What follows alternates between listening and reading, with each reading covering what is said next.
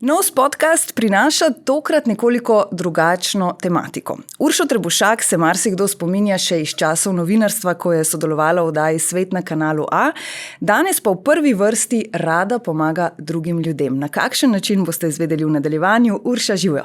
Živijo.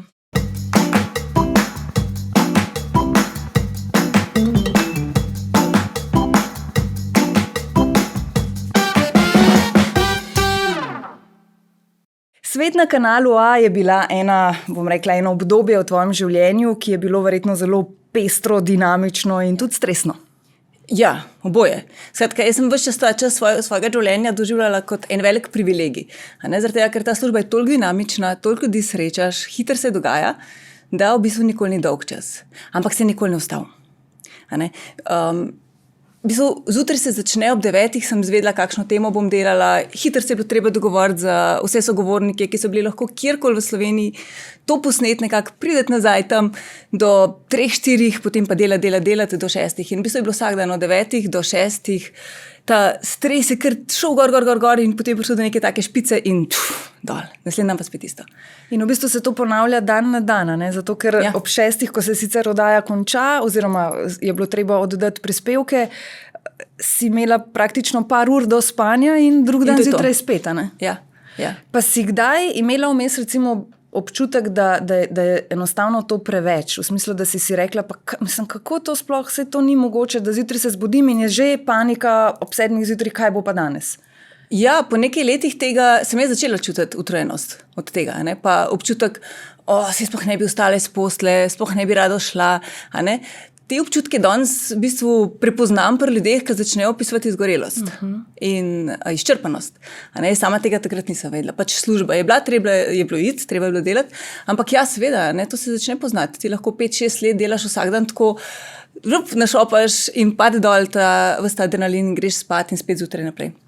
Tako da v tistem času sem že bila z Gregorjem in jaz sva res zelo potrudila, da sva vse tiste proste trenutke, skratka vikende, preživela zelo aktivno, čist na drugačen način. Potovala sva, po oddaji sva se spokala v avto, sva se peljala v Toskano in bila tam do ponedeljka. Na kakršen koli način je šlo, da sva v bistvu vrnila nekaj te življenja nazaj k sebi. Zdaj omenila si Gregorja, da sta takrat že bila skupaj, tudi ljubezen se je zgodila v času sodelovanja pri oddaji. Kako težko pa je bilo to vseeno slalomirati med ljubeznijo, ker konec koncev ti si bila takrat v podrejenem, on je bil tvoj urednik na nek način. Delati z njim meni ni bilo težko. Jaz sem se počutila dobro ob njemu. Mene so v bistvu en drugega zelo spoštovala, vsak je v bistvu zelo rad in zelo dobro upravljal svoje delo in sva spoštovala delo drugega. Tako da sem na njega vedno gledala kot na nekoga, ki je urednik in ima tisto svojo službo, ki jo mora opraviti.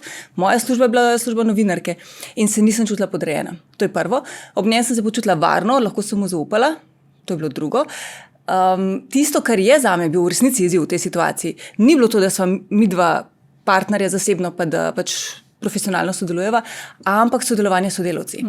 Takoj, ko se je ta ljubezen zgodila, ko se je to zgodilo med nama, je prišlo do nezaupanja strani sodelavcev, kaj se zdaj to dogaja.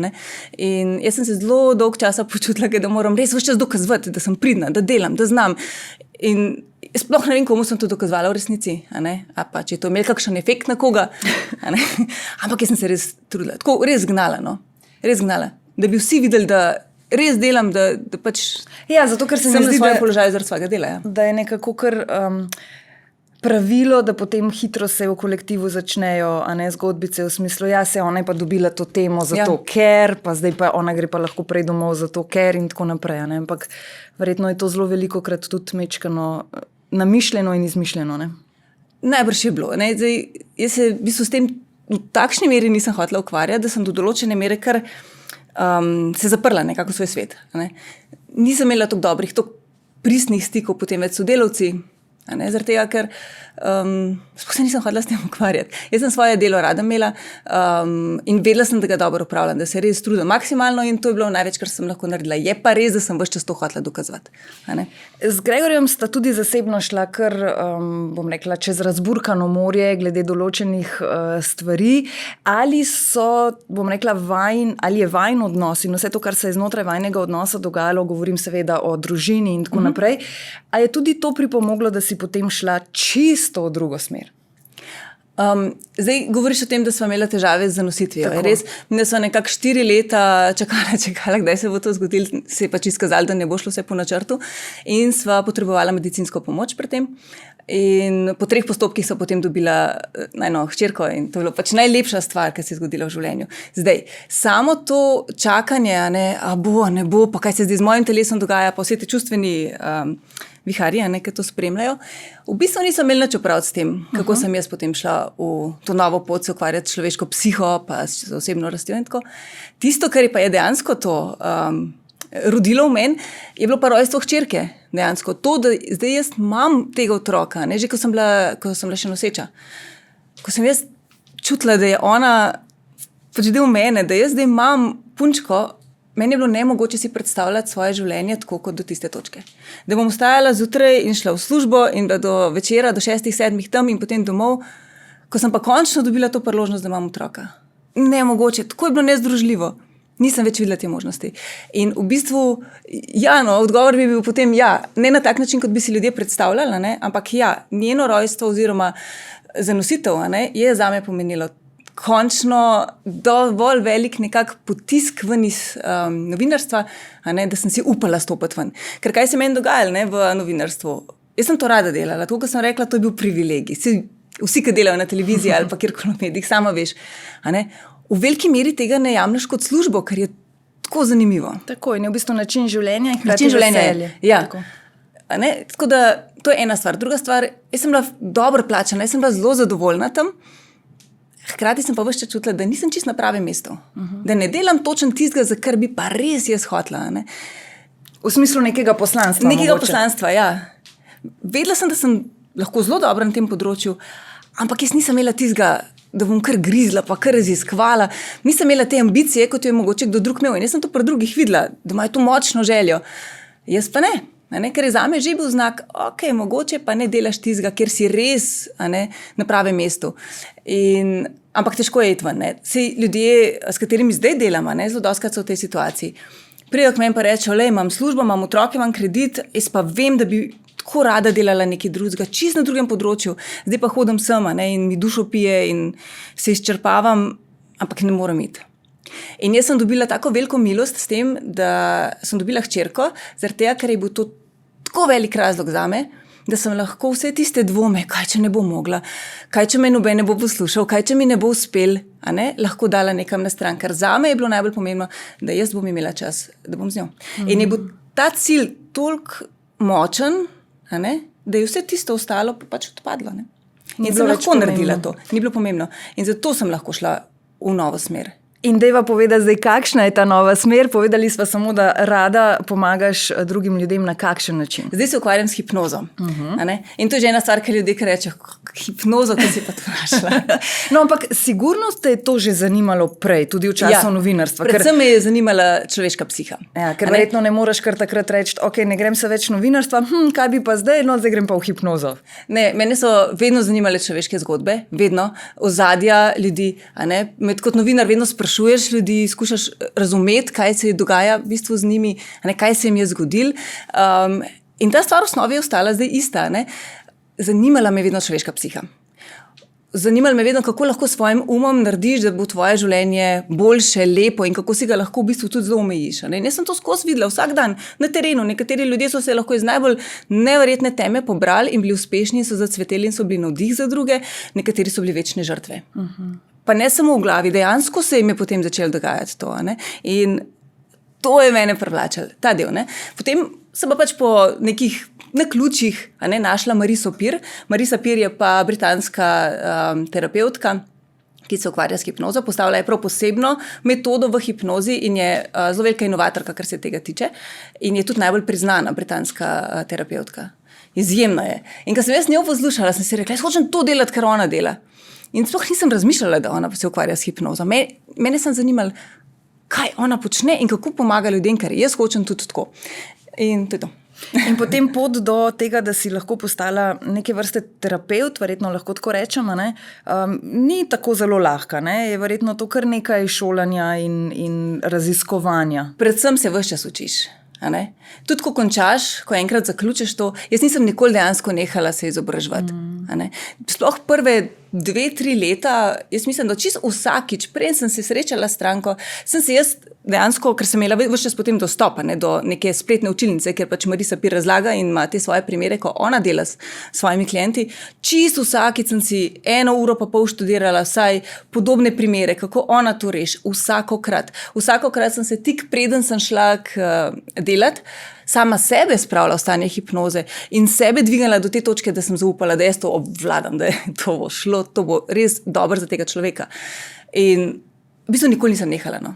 Do zdaj, jaz še zmeraj rada berem, še zmeraj se rada izobražujem, še zmeraj to počnem pravzaprav. In če greva zdaj mečkano bolj podrobno v samo hipnozo, ne? Zdaj, hipnozo marsikdo povezuje z tistimi šovi, ki jih lahko gledajo. Ja, to je vse, kar vidimo. Tako, ampak hipnoza je bistveno več od tega, ne? Ja, hipnozo ljudje poznajo že od, jaz ne vem odkot pravzaprav, ampak nekaj v času Egipta, so hipnozo že uporabljali za zdravljenje, pa za pomoč ljudje to vedno poznajo, zaradi tega, ker hipnoza je nekaj popolnoma naravnega, naši možgani grejo 2-krat na dan v stanje hipnoze, sami od sebe.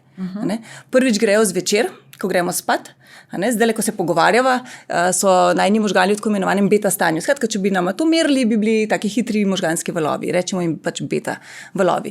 Ko se greš sprostiti, ko se zvečer sprostiš, ko se uležeš, se sami od sebe pojavijo alfa valovi.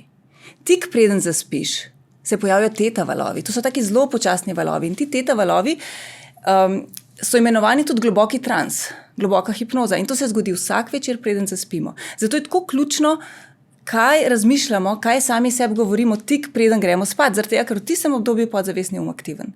Ne, da bi te kdorkoli spravil v hipnozo, seveda. Možgani bodo to naredili sami. Isto se zgodi potem zjutraj. In zdaj, ljudje pač hipnozo poznamo iz TV šovov. Lahko bi rekli, da so TV šovi naredili slabo reklamo hipnozi.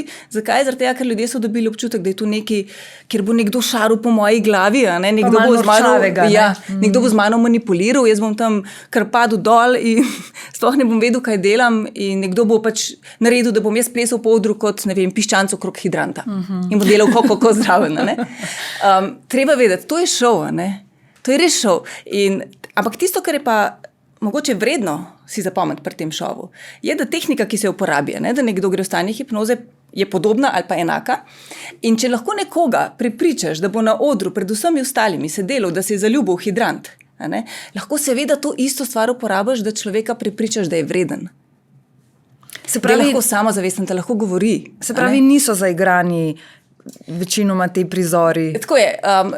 Ljudje, ki grejo v šov, so zbrani zelo na roko. To jih zelo poiščeš. To so ljudje, ki so dejansko zelo sugestivni. Ljudje smo tako malo na lestvici. Nekateri so zelo sugestivni, zelo hitro sprejemajo sugestije, nekateri malo manj. Tako pač razponje, tako kot vsaki stvari. Tukaj treba najti tiste, ki so zelo sugestivni. Hkrati mora imeti pa še eno komponento, to je močna želja po nastopanju. Da se malo pokažejo. Zdaj, take ljudje vsi poznamo. To so ljudje, ki se jim zgodi, da gremo ven, gremo žurati, potem se ga pa malo napijajo, pa rečejo, tako smo ga pili, pa smo šli pa kar plesati po mizah, sploh ne vem, kaj sem delal. V resnici je tak človek samo rabu nek način, nek izgovor, da bi to počel, ker si je že itak želel. Želel si je malo nastopati, želel bi malo iti ven iz sebe. Ta želja je že obstajala, pač rabiš nek razlog. In tukaj je isto. Ti ljudje so ljudje, ki imajo to močno željo po nastopanju in seveda sodelujejo in se vsega zavedajo. No, ampak zdaj recimo hipnoza, ki jo ljudje lahko dobijo tudi pri tebi, gre za to, da tako kot si rekla, mislim, jaz ne bi rada zdaj, da predstaviva, da vse, kar počneš, je hipnoza, ker je daleč od tega. Jaz te recimo spremljam zelo dolgo časa že tudi na socialnih omrežjih, kjer dejansko lahko opazimo ne samo, bom rekla, neke te hipnozne članke in tvoja javljanja. Tih je relativno malo. Ravno to sem želela reči. Tih je relativno malo, veliko poudarka daješ tudi na, bom rekla, na dojemanju samega sebe, na osebnostni rasti in se mi zdi, da to je tisto vse nek skupek, ki ga človek pri tebi v resnici dobija, ne? Ja, tako je. Jaz zelo uživam, ko dajem te vsebine na internet, predvsem na Facebook, pa na Instagram. Zakaj? Zato, ker sem ugotovila, da v bistvu ljudje prvič nimajo veliko časa, da bi brali vse te knjige, da bi se res poglabljali svojo psiho. Pa da mnogi nimajo dostopa do takih orodij, kjer bi sami sebi lahko pomagali. Ne? Preprosto nimajo denarja za ne vem kakšne psihoterapije, nimajo časa za vse to. Ampak te stvari niso težke, da se ti počutiš malo boljš, v bistvu rabiš samo pravilno delati svojo glavo, samo pravilno usmeriti svoj tvoj te bo vedno poslušal. Ne? Tako da ja, tisto, o čemer jaz govorim na vseh teh vsebinah, v teh videih, je v bistvu kako naj ljudje v bistvu lažje se počutijo dobro, kako naj dosežejo svoje cilje, kako sami sebi lahko pomagajo, brez da pridejo k meni.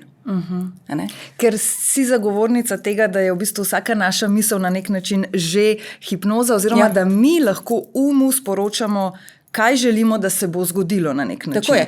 Zdaj, če to se morda sliši tako malo znanstvena fantastika za marsikoga. Pa ni. Vsaka misel, ki jo pomislimo, sproža v našem telesu občutek. In ta občutek bo določil, kakšno bo naše vedenje. Zdaj, če jaz pomislim, nisem vredna, da bi me kdo sploh spoštoval, poslušal ali pa cenil, nisem vredna, zato ker me že starši niso imeli radi, ker bi je moj oče imel rajš, ne vem, brata, itak si želel fantka, ne mene, ali pa so bili alkoholiki, ali pa je bilo sploh nekaj groznega. In kako naj se zdaj počutim vredno? Jaz sem pač nevredna. Če imam to misel, če gojim to misel v sebi, kakšen bo občutek v meni? Poraženost, žalost, jeza, absolutno je to ne samo zavest. In potem grem s tem občutkom med ljudi. Zdaj, kako se bom obnašala, če se počutim poraženo, žalostno, ne dovolj dobro, sploh ne zadostno, tako kot sem. Običajno se ljudje tako dajo malo v kot, gledajo stran, ne upajo se oglasiti, če jim kdo kaj reče, v bistvu kar kimajo, sploh se ne izrazijo. In potem pridejo domov in sami se rečejo, vidiš, res je, ljudje me ne sprejemajo, ne poslušajo, noben me ne vidi, res je to, kar sem najprej mislila. Ampak začeli se izmislijo in vsakič sami sebi dokažemo to, kar razmišljamo. Ker če jaz samo misel spremenim in začnem se reči, dobro, imela sem pač kaotično otroštvo, bil je cel cirkus, bilo je grozno včasih, za mnoge ljudi je res hudo, res težko. Ampak rečem, dobro, to je bilo moje otroštvo, ampak to nima nič opraviti z mojo vrednostjo. Jaz sem vredna, jaz sem dobra oseba, jaz imam dobre misli, imam dobro srce, lahko kaj naredim za druge, jaz sem vredna. In ko začnemo razmišljati te misli, tudi če jim ne verjamemo, bodo že sprožili občutke v telesu. In te občutki kakšni bodo? Jaz sem vredna. Je v bistvu dober, prijeten občutek, samozavest, sproščenost, bistveno več lahkotnosti. In ko gremo taki med ljudi, sproščena, lahkotna, samozavestna, odprta, se bom pogovarjala, vzpostavila bom stik, nekdo bo nekaj rekel, pa se bom lahko zasmejala, povedala kaj nazaj, prišla bom domov in kaj bom sama sebi rekla, saj sem res vredna, ljudje me imajo res radi, prav sem imela in že spet imam prav. Ne glede na to, kaj sem rekla v svoji glavi na začetku, vedno imam prav. In če jaz sama se rečem, nisem vredna, nisem dobra, ne znam govoriti, nisem dobra za v avto, ne znam se, naučiti matematike, jaz ne morem nastopati, ne morem napredovati, bom imela prav. In če si rečem, v vsaki situaciji se znajdem, zmorem, lahko nekaj naredim, bom imela prav. Kako je pa strahovi v tem primeru? Včasih se mi zdi, marsikdo kdaj reče, ne pošiljaj tega v vesolje, v smislu ne tega izreči, kar si ravnokar premišljeval, v smislu, ne vem, mene je pa strah, da bom nekoč nekaj, ne vem, ali zbolela, ali da se bo nekaj zgodilo mojim najbližjim in tako naprej. Zdaj, vemo, da te misli je fino preusmeriti, oziroma da jih nimamo ravno to, kar si rekla, verjetno to isto paše v ta kalup noter, da ne razmišljamo na tak način, ampak jaz bi temu prej rekla, da so to pa že malo razviti eni strahovi. In potem se lahko zelo hitro v glavi začne dogajati, ne smem tega razmišljati, kaj če je zdaj že prepozen, kaj če sem zdaj že to poslal v vesolje, zdaj moram to okrog obrniti, a pa bo vesolje razumel, da sem okrog. In je kaos. Kako se v takih primerih pomagati? To se dogaja zaradi tega, ker je toliko vsebine o tem nekem manifestiranju, pa o tem, kako tvoje misli postajajo resničnost, in ljudje pomislijo, zdaj sem pa pomislila nekaj slabega, hitro nisem nazaj nekam potegnila, da ne bo se nekaj zdaj iz tega zgodilo. Ne funkcionira čistko, imamo malo tega bufferja, pomisliš, se počutiš, se vedeš, se zgodi, biti moramo kar konsistentni, s svojimi mislimi. Ne pomeni, da je od ene misli lahko že. Ni tako hitro. Ampak je pa res, če pa nekdo konstantno tako razmišlja, bo to vplivalo na njegovo življenje. Jaz sem delala pred časom za eno deklico, ki je bila ravno na prehodu iz osnovne šole v srednjo šolo. In njena mamica mi je pripeljala k meni, ker je rekla, glej, moja hčerka si želi iti v Ljubljano, pač na neko srednjo šolo, prav točno določeno, Ampak jaz sploh ne vem, kako bo ona šla. Njo je strah v šoli kaj povedati, nima prijateljic, ker se sploh ne more povezati z njimi. Strah je iti po cesti, če sreča neznanega človeka, je vsa prestrašena, kaj bo. Kako šla ona na avtobus, še nikoli ni šla nikamor, ne. In kaj so naredili, ne? Šli so v hipnozo. Seveda pri tem, ker jaz pač počnem, se gre najprej pogledati, kaj je vzrok vsega tega, ne, odkot to prihaja, odkot ta strah, ta negotovost, to nezaupanje vase prihaja. Ne, in to potem človek razreši. Ampak tisto ključno, ne, kaj se je zgodilo? Od takrat naprej je ona sama sebi v stanju hipnoze vsak dan, še en mesec, ne, najprej pri meni, potem pa konstantno, ustvarjala misel o sebi, kakšna je. Jaz najdem, jaz zmorem. V Ljubljani, ko bom na tisti šoli, jaz bom našla prijateljice, jaz se bom počutila dobro, karkoli povem, že zdaj, ker takrat je ravno zaključovala osnovno šolo. Ko me učitelj vpraša, moji možgani so super, jaz si zapomnim vse, kar sem prebrala, kar sem slišala, in ko rabim odgovor, moji možgani ga dajo. Jaz se vsega spomnim, moji možgani so kot računalnik. In prijateljice me imajo rade in znam govoriti, znam se povedati, jaz sem dobra oseba. In to sem ponavljala. Dobra sem, vredna sem, da me imajo radi. In ona se je pač po tistem mesecu, kolikor se običajno ostanem v stiku s človekom, začela počutiti boljša, bolj sproščeno, tisto šolo je končala in se opisala. Potem pa ona meni čez pol leta, ali pa mogoče še malo več, poslala en tako dolgo pismo, ful lepo pismo, da zdaj je na tej šoli, da živi v tem internatu in da ima super cimre in da ima prijateljice prvič v življenju, da se veseli vsakega predavanja, da ko jo kaj vprašajo, ona to pove in je ponosna nase in uživa pri tem. Kam je zdaj vas tisti strah šel? Ona je samo spremenila način, kako je komunicirala svojo glavo, navodila, ki jih je dajala svojemu umu. Namesto bojim se, zatrokirala bom, vse bom pozabila, vsi me gledajo, ne prenesem, da me gledajo, namesto da bi si te misli ves čas ponavljala v svoji glavi, jih je nadomestila z boljšimi. In to se je začelo. Misli so ostale, samo dala jih je v pozitivno smer, ne? Ja, misli vedno ostanejo. Ne moramo se jih kratko znati. Urša, kako pa misliš, da bi lahko to v bistvu, da bi lahko že, zdi se mi, da je to nekaj, kar bi na nek način nas mogoče malo že v osnovni šoli mogli naučiti. Ja, s tem se pa res strinjam. Ali pa nas vsaj malo usmerjati. Zdaj, ker nas pač ne, se mi zdi, da je tukaj, da smo starši tisti, ki lahko otroke majčkeno v to usmerimo, ali pa precej pri vzgoji. Kako lahko 3-letni punčki že ta način razmišljanja privzgojiš? Jaz ti lahko povem, kaj sem jaz naredila. Jaz sem zdaj 2 punčke, ena je stara 5, ta druga bo kmalu 3. In jaz sem jih vedno učila, da recimo, ko plezata na tista plezala, pa je tako malo težko za njih. Sploh tam, kamor mi radi hodimo v Arboretumu, je ena tako ogromno plezalo, dolgo, ko gre čez cel labirint, na drugi strani pa en visok stolp. In tisto je kar visok za te majhne. Pa tiste vrvi so preveč narazen. In jaz sem vedno rekla svojih hčerki, ti si samo govori, zmoram. To je, kot da imaš čarobno palčko. Ti samo to reci, ker hočeš, da bo. Ti boš zdaj začarala, da bo tako. In ti sam reči, jaz zmoram, znam. In ona je to ponavljala, seveda, in je šla čez. In potem sem to isto povedala svoji mlajši hčerki, ker je bila še čisto majhna, je pa res spretna. Ta mlajša hčerka je zelo taka športna. In enkrat se me tako zalotila, pa ni bila stara niti 2 leti, ko se je basala gor na neko tako mrežo, ki imajo otroci iz vrvi narejeno, da pa po njej tako plezajo.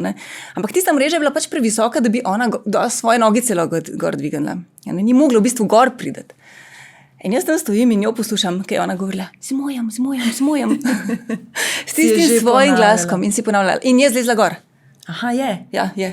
Brez pomoči. Še zdaj ne vem, kako točno je tista ona, to se je potegnila gor, ampak se je. Otroku je treba samo povedati, kakšne misli zmoram. To je misel, ki je tvoj podzavestni um nikoli ne bo zavrnil, kot, kaj ti govoriš, blebetaš nekaj. Ker če sami sebe včasih kaj prepričujemo, včasih pa se v zadnji glavi tako in tak glas pojavi, ne pa ne, kaj ti to govoriš, nisi tako dobra, ne znaš. Če si rečemo zmoram, znajdem se, jo spreme. A pa obstajajo kakšne omejitve, katere stvari si dejansko lahko govorimo na tak način, oziroma katere so pa tiste stvari, kjer pa to ne bo delovalo? Naprimer? Recimo, ne vem, zadev bom na lotu, vem, da lahko zadanem na lotu in zadev bom na lotu. Ja, srečko moraš iti kupiti.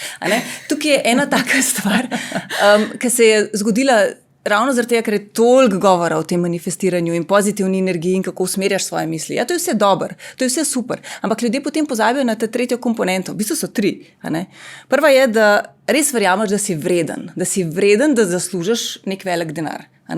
Zdaj ta na lotu, ta je res malo specifična, ampak načeloma ljudje bi radi živeli v obilju, pa da imajo vsega dovolj, da si ni treba razmišljati o finančnih sredstvih vse čas in tako. Prva stvar, da se ti res odločiš, jaz sem vredna tega, jaz to lahko imam. Tudi če nismo imeli, tudi če so bili z mano grozni, tudi če so mi vse čas govorili, ti si slaba, nič vredna, da jaz se odločim, da sem vredna. To je prva stvar. Druga stvar je, da nekako si predstavljam, kaj bom zdaj s tem denarjem. To je tisto, videti to zdaj. Prvič, kako ga lahko zaslužim. Deva zdaj loto spustiti, okay? Ker to mi je res treba zaslužiti. Ampak recimo, da hočeš nekaj ustvariti v svojem življenju. Kako bom to naredila? Okay, kaj lahko ponudim ljudem? In ko bom imela veliko denarja, kdo vse bo še od tega nekako prosperiral? Kako bom še druge lahko s tem dvignila? Skratka, res moramo videti, kaj to zame pomeni obilje. Kaj to je? Za mene, konkretno, obilje je pomenilo veliko prostega časa. Jaz sem to manifestirala v svojem življenju. Tretja stvar je, treba je to akcijo. Ja, nekaj moraš narediti v zvezi s tem. Ne moreš se vsesti na kavč, zapreti oči, manifestirati čudovitega partnerja v svoje življenje in biti doma. In biti doma. Mislim, razen če bo poštar, ta oseba, ki bo pač pozvonila. Drugače ne pride. Ti moraš jeti, ti se moraš postaviti pred ljudi. Nekaj narediti v to smer. Tako da, z manifestiranjem je tako, Pri manifestaciji včasih pozabimo pol na akcijo, da pač zgolj razmišljanje ne bo dovolj. Zdaj, ko te poslušam, Urša, dobivam nekako tak občutek, da je potem pri vas doma vse pozitivno in vse lepo. Zakaj? Zato, ker se mi zdi, da tudi, ko bi prišlo do nekega tega negativizma oziroma razmišljanja v negativno smer, da si morda ti tista potem doma, ki rečeš, ne, zakaj tako razmišljamo, dajmo kontra. Ali imaš tudi ti, kdaj tiste trenutke, ko zapadeš malo v... Lažje je drugim govoriti. Ja. Meni je lažje reči recimo hčerkama, ki jih vidim, kako sama sebe recimo prav spotakne in si reče, ne znam, ne bo mi šlo, seveda to vidiš in lahko tisti trenutek rečeš.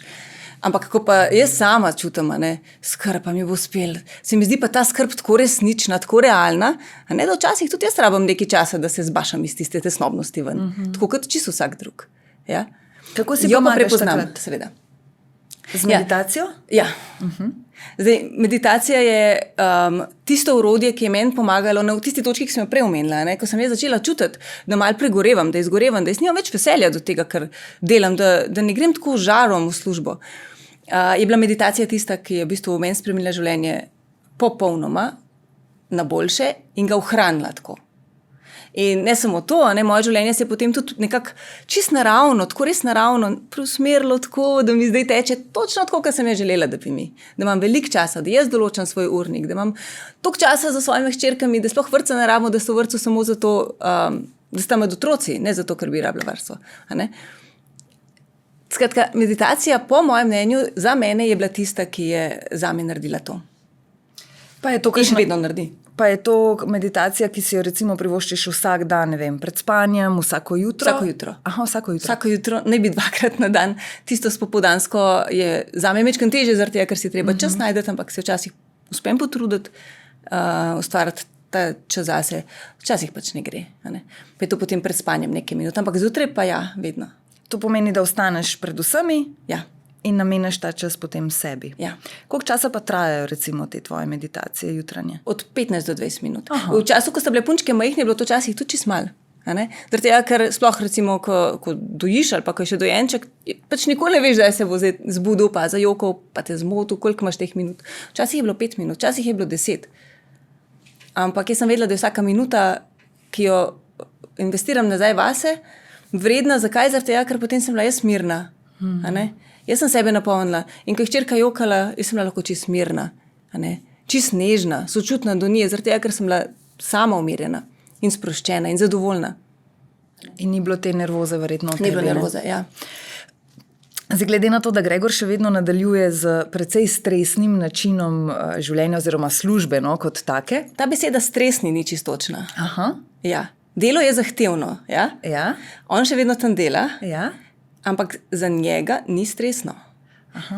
Stresno je bilo za mene, zato ker sem se na določenih točkah počutila ne dovolj dobra, kada se moram res ful pretrgati, potruditi in kada nimam dovolj znanj, pa še imela sem v tistem obdobju zelo tako miselnost, gotovo gre drugim lažje, sem prepričana, da njim lažje, bolj znajo, bolj se znajdejo, več vajo, le kako so oni sproščeni, jaz pa sem živčna. Nekar sem pač po nekaj letih govorila z eno sodelavko in ona mi reče, ti si Urša, tebi je easy, kaj tebi težko. Ne?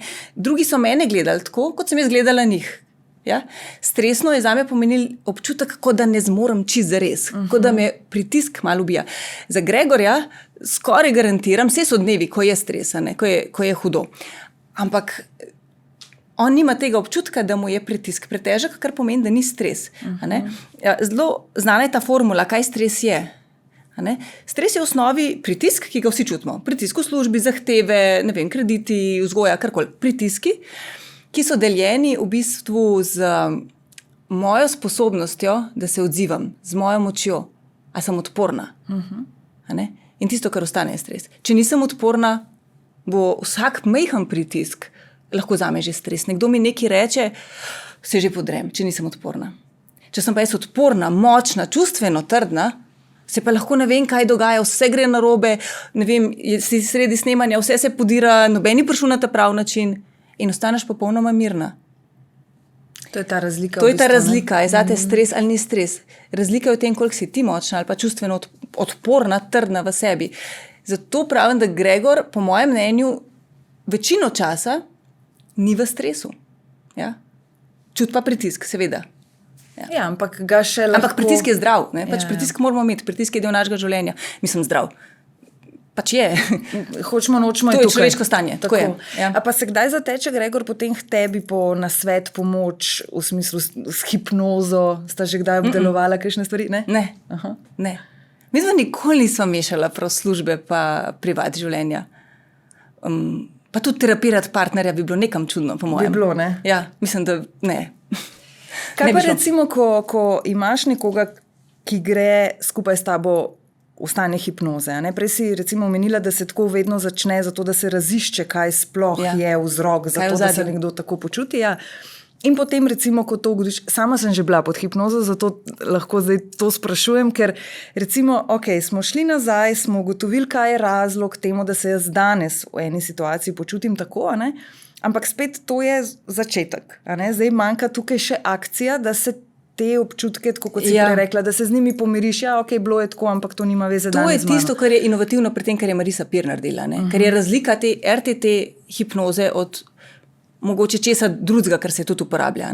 Zakaj? Zato, ker tukaj se v bistvu najprej gre pogledati, kaj je izvor, kaj je razlog, kaj je vzrok temu, da se nekdo tako počuti. In običajno so to stvari, ki izhajajo iz prvih 5 let življenja, od 0 do 5. Ljudje rečejo, kako se bom pa zdaj tega spomnila. Ja, obstajajo implicitni spomini, obstajajo spomini v naših možganih, tudi ko smo bili še dojenčki in ljudje se vrnejo nazaj k izvoru, tudi v tisto obdobje. In to relativno pogosto. Zelo pogosto se zgodi, recimo, da nekdo reče, se pač vrneva nazaj do izvora, zakaj, ne vem, se ne počuti vredno. No, ravno zadnjič sem delala, da povem primera. Z eno gospo, ki je rekla, jaz se sploh počutim nevidno, kot da me nikjer ne opazijo, veš, da sem nekje v zadnji, nihče me ne vidi, kot da me ni. In to se mi ponavlja celo življenje. Sem šli pogledati, kaj je razlog. Prvi prizor, videla sama sebe kot dojenčico, kako leži na posteli in tam so neki pokrivali, dali so ji dutko in cela družina v bistvu odhajala. In ona je, v bistvu ni jokala ali karkoli. Ona je rekla, samo čakam, da me bo kdo vzel v roke, pa me sabo odnesel. Ampak me niso, tukaj so me pustila. Spet drugi prizor, prav rekla, vidim svoje rokce, kako držim se za tisto posteljico in jokam, pa noben ne pride. Noben ga ne bo in že itak vem, da noben ga ne bo, ker jih nikoli ni. In kaj se zgodi v takem otroku, kaj začne verjeti samo sebi? Moje potrebe so nepomembne, jaz sem pač nevredna, nevidna, noben me ne opaz. Na ta način se ta prepričanja ustvarjajo. In to je eno, to videti. Potem druga stvar je pa, da ti prepričaš svoj podzavestni da ja, bilo je hudo, ampak jaz nisem več tam. Jaz nisem več ta otrok. Nisem ne nemočna, ne majhna, ne v posteljci, nobenega ne rabim, da me dvigne pa da me potolaš. Ne rabim mame, da mi reče, da sem dobra.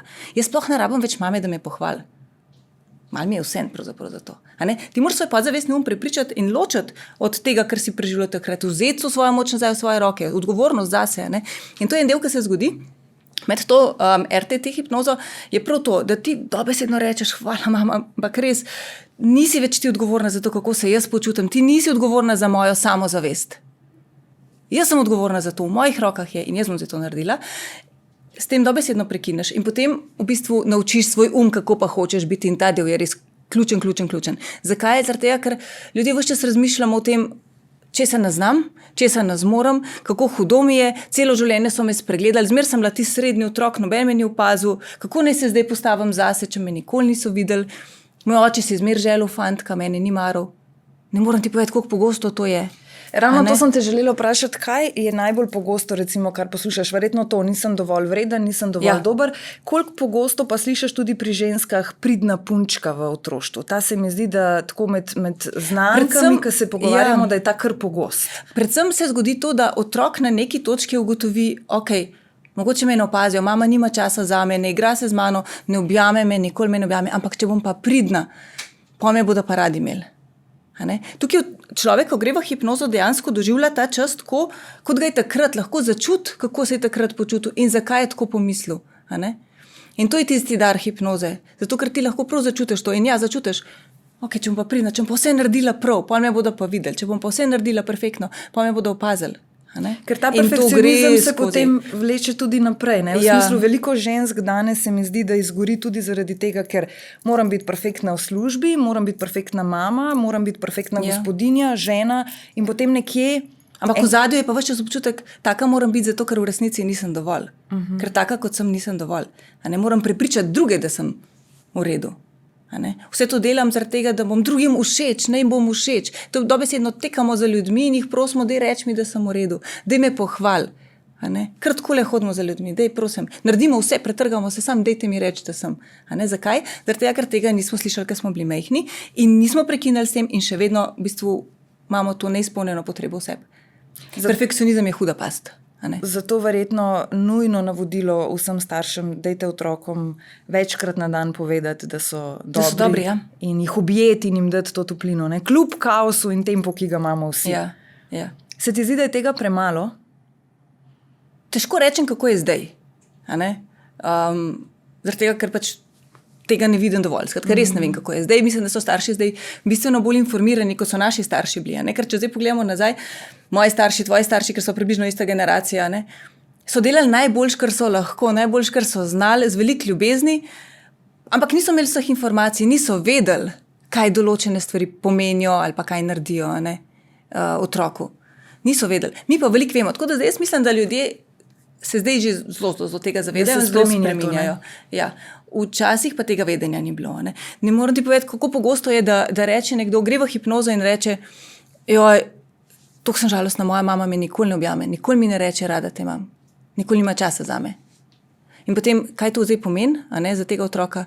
To pomeni, da jaz nisem v redu, da nisem vredna tega. Ker če mi ona tega nareče, kdo mi bo to rekel? Pa to pomeni, da nisem vredna.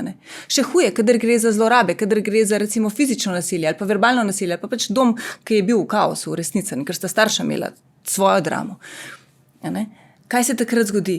Če starš grdo dela z otrokom, otrok nikoli se ne bo obrnil proti staršu, zasovražil starša, zasovražil bo sebe. In to bo šlo celo življenje z njim.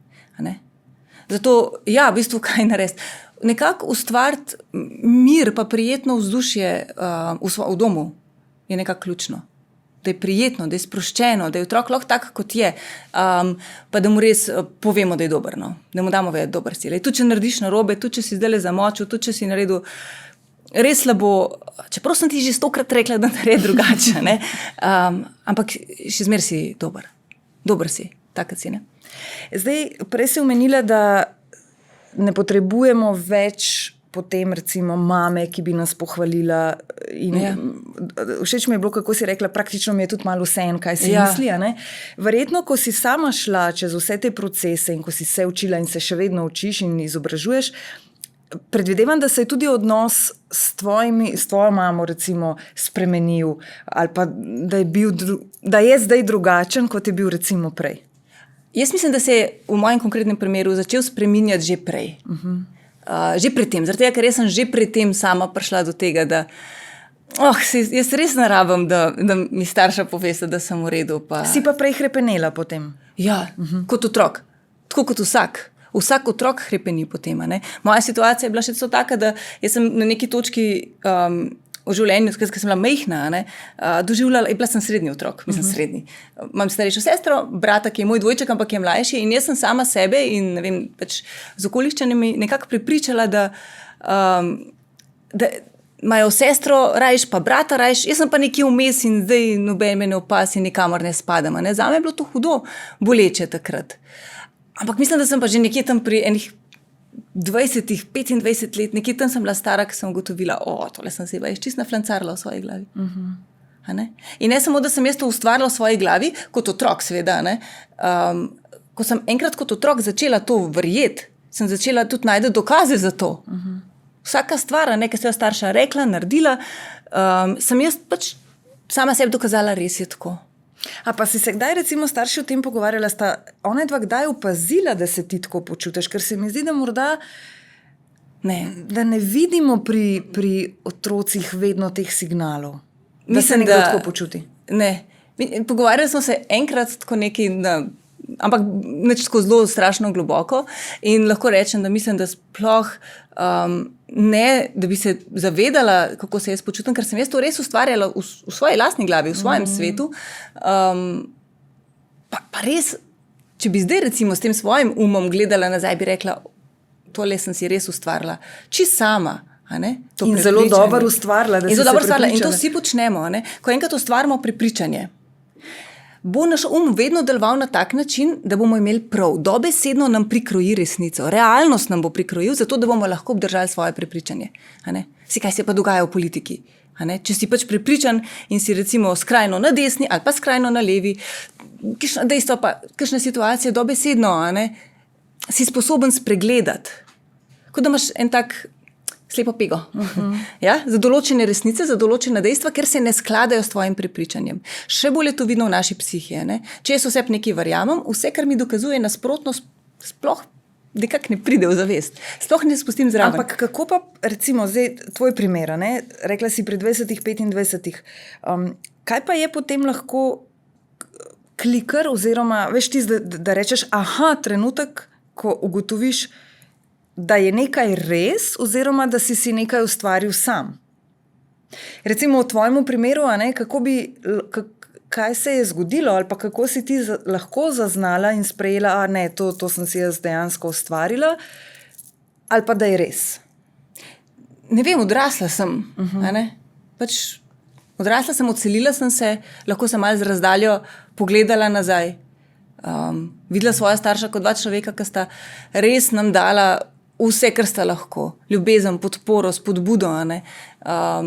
Kje sem se naučila pozitivnega razmišljanja od svoje mami, ki mi je že pri 5-6 letih govorila pozitivno razmišljaj. Ker sem šla v šolo. Predstavljaj si, kako bo šlo vse dobro. Ta moč vizualizacije. Mi je bila dana že prej, zato sem jaz zelo hvaležna. To sem dobila zelo hitro položeno. Ampak jaz mislim, da odrastemo. Odrastemo in se nehamo počutiti kot žrtve, pa nehamo se počutiti, kot da so nam starši nekaj dolžni še dati. Zaradi tega, da se bomo počutili dobro, ali vredne, ali dobre, ali karkoli. Težava tega je, da mnogi med nami pa tega ne naredimo. Zdaj, jaz ne vem, kako je v teoriji zapisano, kaj je odrast. Kaj to pomeni, da dejansko odrastaš, ampak v moji knjigi za mene to pomeni, da nehaš prvič kriviti starše za vse, kar je šlo narobe, da se nehaš počutiti kot žrtev zaradi tega, ker pač niso naredili vsega tako, kot so, in pričakovati, da so ti še vedno nekaj dolžni. Ko odrastaš, si ti tisti, ki moraš zdaj sprejeti. Ok, dali so ti to, kar so. Včasih so ti dali zelo za nič popotence, včasih so ti dali dobro. Ampak zdaj sem tukaj, ker sem. Zdaj delam svojo glavo, svojim umom. In to je tisti ključen trenutek, ki se zgodi med samo terapijo. Prevzeti to odgovornost nazaj v svoje roke, ne biti več žrtev, ne več čakati. Mama mi mora to povedati. Takrat odrastaš. Zdaj, nekateri to pridemo sami od sebe, postopoma, nekateri kar prebliskne, nekateri pridejo k meni pa to naredijo, nekateri so stari 50-60 let, ko še vedno se zadržujejo pri tej bolečini. Kako hudo je, mama me ni imela rada. Kako pogosto pa recimo delate na partnerskih odnosih? V smislu, zdi se mi, da to nisem dovolj vredna in tako se lahko zelo, ne samo v službi, pa med ljudmi, ampak da se zelo lahko kaže tudi med 4 stenami, sploh recimo, ko pa se skozi kuham, pa perem, pa to, pa nič ni dosti dobro, pa karkoli. To se mi zdi, da je med Slovenkami zelo, tako bom rekla, pogosto, nisem dovolj dobra doma, ali pa nihče ne vidi, koliko enega dela jaz naredim. To se mi zdi tako pogosto. Ta žrtva, ki moram izgovoriti, Cankarjeva mama. Tako, Cankarjeva mati, vse za druge. Je res, kot si rekla, ta zavest se zdaj mečkano, se mi zdi, da spreminja, da je prišel en tak val, ki je v najni, vsaj generaciji, to mečkan premešal in tako, in da je tega sicer manj, ampak še vedno pa dejansko so ženske, ki to žrtev v narekovajih sicer igrajo in peljajo potem do konca. Jaz recimo poznam veliko 50 plus ali pa 60-letne gospe, ki še danes kuhajo po 2 različna kosila, zato da zadovoljijo vse, ki si ne vzame 10 minut za sebe, ker kako pa bojo oni brez mene. Jaz mislim, da je tega veliko. Še zmer, a ne? Ampak, če nekdo kuha 2 kosili na dan ali pa ne vem kaj vse, če to dela z veseljem, zato ker njega veseli, njo v tem primeru, ker njo to veseli, ker ona hoče razveseliti ljudi, potem jim nekaj daje tem ljudem. In potem je to lepo in je to super in je to dobro. Če pa nekaj delaš iz tistega občutka, moram pa noben zdaj tega ne vidi in dobesedno nekaj daš od sebe, hkrati pa že zameraš tisti osebi, a ne? Ker si ji mogel to dati. Kaj si s tistim kosilom zraven postregel? Svojo zamero, jezo, a ne? Vse to, frustracije. Ker zdi se mi, da je včasih tako, ne, da bi marsikakšna z veseljem tudi, ne vem, tako kot si rekla, 2 kosili na dan naredila, če se ne bi počutila, da mora, da je to njena naloga. A ne? Jaz recimo poznam primer prijateljice, ona meni velikokrat reče, meni ni problem skuhati, tudi 3-krat govejo župo na teden, sam ne, da je to moja obveznost, ker ko postane moja obveznost, ni več fino, ne? Jo ne kuham več z veseljem, jo kuham, ker jo moram in mi gre na živce ta goveja juha. Medtem, ko jo skuham takrat zjutraj v nedeljo res, ker si jo želim, ima ta juha čist drug prizvok. In to je verjetno... In okus, bi jaz rekla. In okus na koncu zagotovo. Ja, a ne? Zato, ker to, kar čutiš, to nekako tudi oddajaš. A ne? In s to svojo, recimo, s to potrebo, da se bom žrtvovala, vse bom naredila za vas, a ne? Se naredi, a ne, tako oseba zelo veliko lahko, ampak hkrati s to svojo žrtvijo zelo obremeni svoje otroke, recimo čez otroke. Se otroku ni lahko nositi zdaj teže tega, kako mama ni imela svojega življenja, pa ni mogla se imeti lepo v svojem življenju, narediti tega, kar je želela zaradi mene, jaz sem pa tukaj zdaj kriv. Kako bi recimo ravno to, kako se ti zdi, da je to pri naših najmlajših pomembno v smislu, veliko krat tudi slišimo, ne, ja, daj mi 5 minut rabim za sebe, daj mi teh mojih 5 minut, ne, pusti me zdaj le primer. Verjetno to ni najboljše sporočilo našim otrokom na tak način. Jaz mislim samo, da je treba na lep način povedati, razložiti otroku, ne, otroci so razumna bitja, ne, pa mu poveš, glej, res rabim, ali se moram, ne vem, ali uležati, ali se ustaviti tukaj, samo poveš mu, jaz to rabim, da se bom pol dobro počutila. Ne grobo, ne grdo, zdaj si pa ti slab, zato se zdaj zaradi tebe slabo počutim, ker kaj bo otrok z tega sklepal. Spet sem jaz kriv. Jaz sem kriv, da se mama ne počuti dobro, ker to je vedno, kar otrok pomisli. Ampak da mu razložiš in če znaš lepo komunicirati, absolutno. Ampak nasmiham se ti zato, ker sem imela ravno par dni nazaj primer, ko sem mi povedala, lej, res potrebujem zdaj svojih 10 minut, to se je zgodilo, mami rab sam malo zadihati, pa bom pa spet nazaj tvoja in boš videla, jaz bom boljša mami bom. In po tem mojem času, teh 10 minutah, ko smo šli nazaj v igro, rekla, mami, veš, pa si res boljša mami. Vidiš, in to se mi zdi, da morda prevečkrat pozabimo, a ne? Kot starši. Pa kaj se je s tem zgodilo? Ne? Prvič, ona ni čutila nobene krivde, zato ker je vedela, da to ni zaradi nje. Tvoja reakcija do nje je bila ok, zaradi tega, ker ti nisi potem živčno nekaj rekla, ker bi njo prizadel. In naučila se je, prosi je vzeti čas zase. In kako se to naredi? In zdaj samo še čakam, da bo naslednji korak, ko mi bo sama rekla, mami, da si vzam svojih 10 minut. Se ti bo. Da si bolj boljša. Kaj se malo sest. Ja. Urša, kaj bi recimo svetovala vsem tistim, ki so trenutno na neki novi poti, ali zasebno, ali poslovno? Ja, seveda to, kar smo zdaj ves čas govorili, ta drugačen pogled, drugačna miselnost, drugačna sporočila našemu umu, ampak kaj pa je še tisto recimo glavno vodilo, ki bi jim ga dala upati si ali narediti, akcija, kaj? Predvsem, da v bistvu najprej začnemo z mislijo, kako razmišljamo sami o sebi, ne? Če te nekaj čaka. Jaz lahko povem svoj primer. Ne? Jaz sem delala 15 let v novinarstvu in nisem študirala psihologije, nisem bila na tistem faksu. Zdaj sem se pa želela s tem ukvarjati. Ne? Seveda pride misel, ne morem tega delati, zaradi tega, ker nimam prave šole. Kdo me bo pa poslušal, zato ker nisem prej, 5-6 let sedela tam na faksu, diplomirala pa točno iz tega. Če bi ta misel ostala v moji glavi, jaz danes ne bi delala tega, kar pač počnem, ker bi me dobesedno ustavila. Ja? Kaj je treba narediti? Spremeniti misel, spremeniti način, kako razmišljamo. Ok, to si želim, se pravi, jaz to zmorem, znajdem se, lahko naredim male korake naprej. Ja? Zaupam lahko vase, imam sposobnosti, imam veščine in si predstavljati sebe, kako vam to lahko uspe. Videti sebe, kako to boste izvedeli po majhnih korakih. Ne pa že sebe v tisti zadnji fazi uspeha, ampak tako po malih korakih. Zaradi tega, da lahko reče, ok, tja hočeš, pa greva tja. Če pa sam sebi govoriš, tako bi rada bila, jaz bi bila tako rada predavateljica, ampak zame je tako stresno nastopati, živa mora je, če se moram postaviti, rajši, umrem, kot da se postavim pred ljudi. Kaj bo iz tega slišal?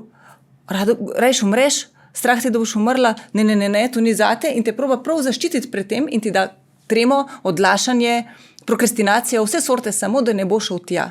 Ja, zato, ker nisi dal jasnih navodil svojemu umu. Z umom je treba jasno komunicirati. To hočem, to sem se odločila in to tudi bom naredila. In hkrati je zelo dobro, če svojemu umu zraven rečemo in pri tem bom uživala. Jaz bom uživala, ko bom to delala. Zakaj? Zaradi tega, ker v bistvu s tem pomagamo našemu umu, da nas potegne v novo smer. Če mi rečemo, to bo grozen, kaj če mi propade, strah me je tega, naš to začuti, da nočemo tja, da je to slabo, da je to boleče za nas in nas bo potegnil nazaj v cono obdobja. Če pa rečemo, uživala bom, tja hočem, ja? Jaz sem se odločila, da bom to naredila, nas bo potegnil tja. Nasmiham se zato, ker na coachingu retorike, ki jih izvajam, največkrat na kakšen nastop ravno na tak način pripravljam ljudi. Ja. Se pravi, ta vizualizacija, ne samo, da si oni predstavljajo, kako bojo zdaj govorili, ampak čutiti more, koliko bo dober, koliko bo užival, tako kot si rekla. In je pa res, da včasih res lažje pomagamo drugim kot sebi, na vseh področjih. Vedno je tako. Ampak jaz na to gledam, ne gledam to kot na neko hibo ali pa na neko težavo, ampak kot na svojo rast. In sem tudi ponosna na svoje dosežke. Ker kaj sem se naučila, da če sem ponosna na to, kar sem naredila, če sama sebe pohvalim, zato bo tega še več v mojem življenju. To še prihaja. In jaz mislim, da je tudi ena taka stvar, ki je treba naučiti otroke. Nujno. Čim prej. Zakaj? Zato, ker se je zdaj začelo dogajati, da otroci doživljajo strah pa anksioznost že pred šolo. Strah jih je iti v razred. Delala sem z enim fantkom, ki je bilo tako strah, da so ga pripeljali pred šolo, pa ni hotel ven iz avta niti. Da se kar držal noter, ni hotel več. In potem, ko so šla pogledati, so to razrešila, kaj to je, in je vplival nase, on je v nekaj tednih začel normalno hoditi v šolo. Bil odličnjak, se družil spet. Predtem pa tak strah. Tako da pravilno treba komunicirati svojo glavo. Vedno, kaj hočem in jaz sem se odločila, da tako bo in uživala bom pri tem, zaradi tega, da pomagamo svojemu umu, da se tja usmeri. Ker nas bo vedno vlekel. Naš um je narejen preprosto tako, da nas vedno vreče stran od bolečine, tega, kar je boleče, proti tistemu, kar je ugodno, kar je prijetno. In če jaz rečem, tako težko mi je, zdaj pisati tukaj, ker moram nek referat pisati, kakšna muka, vsi so zunaj, jaz sem pa tle noter, mučem se, trpim, meni je to tako težko. Kaj se bo zgodilo? Tvoj bo rekel, nočeš tega, ni ti všeč, in pogledaš okrog sebe, najdeš čisto vsako stvar, ki je dobra distrakcija in začneš početi nekaj drugega. Greš hladilnik popucati, od zgoraj do dol, namesto da bi delal tisto stvar, ki jo moraš. Je res? A je zmotno moje prepričanje, če razmišljam zdaj ob tem, kad tole govoriš, da če bi več tega morda bilo v osnovnih šolah, govorim prav v osnovnih, kjer so res še majhni, da bi na ta račun morda lahko bilo manj bulinga, manj, bom rekla, zafrkavanja in tako naprej, ker bi morda otroci že imeli svojo vrednost, razmišljanje o svoji vrednosti. V Veliki Britaniji, kjer Marisa Peer deluje, tam so ta tako imenovan anti-bullying programa, mislim, da 500 šol in iz teh šol so poročali dejansko, da se otroci bolj počutijo, bolj učijo in bolj razumejo med sabo in da je bullyinga dejansko manj. Zaradi tega, ker so jih naučili točno to, kako navijati sam zase. Imenuje se tako imenovan cheerleader, da v svoji glavi si prav ustvariš enega svojega navijača zase, ki ti maha pa več govori, dobro ti gre, imaš to, znaš, obvladaš, to je prav zate, In ko so otroci pač šli v to stanje hipnoze in so to poslušali, so se počutili toliko bolj vredne, toliko bolj sproščene, toliko bolj sposobne, biti tako s tem izzivom, da je v bistvu vse začelo bolj šklapati na kompletni ravni v šoli. Tako da tam to izkušnjo imajo, jaz ne vem, koliko je bilo to preverjeno, ne vem, kako je to bilo znanstveno, tako pač evidence-based narejeno, ampak seveda bi delovalo. Morda nekoč nekdaj. Ja. Tudi pri nas. Bilo bi super. Ja. Urša, najlepša hvala za tvoj čas. Vem, da bi lahko imeli še nadaljevanje in še nadaljevanje. Vse dobro ti želim in veliko pozitivnih misli. Ja, enako. Hvala lepa za povabilo.